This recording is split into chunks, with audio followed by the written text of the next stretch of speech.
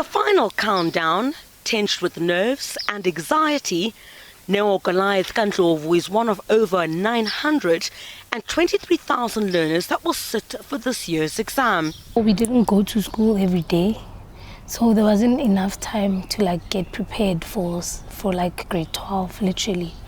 And yeah, COVID was just, I could say it took much of our time because I was doing grade 10 during COVID.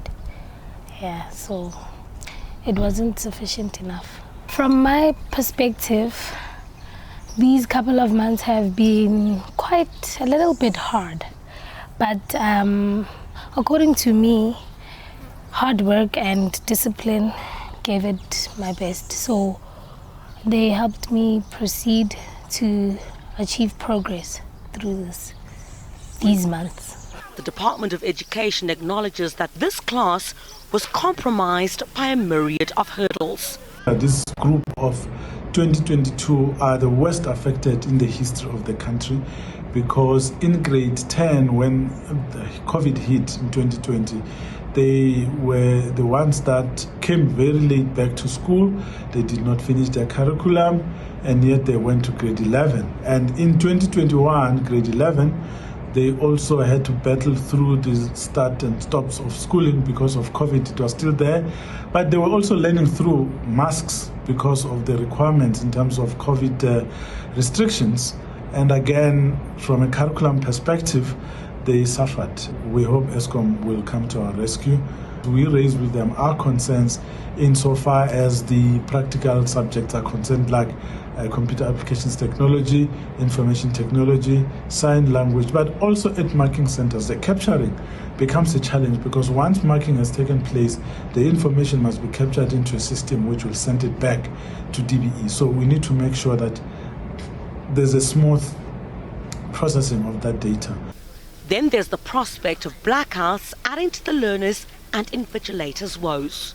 Alone this year we've been hit very hard by the situation of load shedding, and the Department of Education has not even come up with a recovery plan of how to counteract this load shedding, yet we are expected to go and write our final exams. We have a school in Mamelodi called Mudiri. It's a technical school that is very much dependent on electricity because it's a technical school, and it has not been having electricity for the whole year. Yet those learners are expected to even write their own examinations this year. Unions are also concerned. The most unfortunate part of these exams, they are taking place when we are going through another pandemic as a nation. This is the pandemic of load shedding and an unreliable energy supply.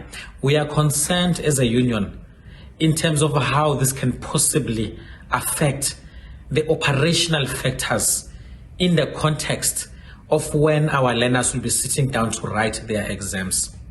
At least one educational psychologist says this group of matriculants needs all the support they can get. There is a lot of pressure that is put on a matriculant student.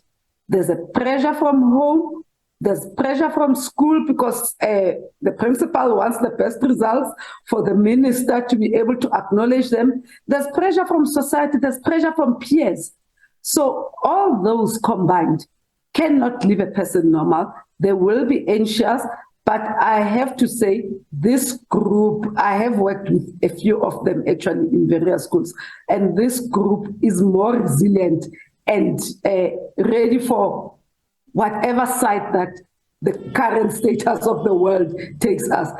So from the COVID-19 pandemic striking in 2020, when these matriculants were in grade 10 and the possibility of blackouts now looming large, the pressure is exacerbated. This class of 2022 is considered the most disadvantaged, with countless school disruptions since March 2020. One can only light a candle of hope that they triumph in this period of darkness. Criselda Lewis, SABC News in Johannesburg.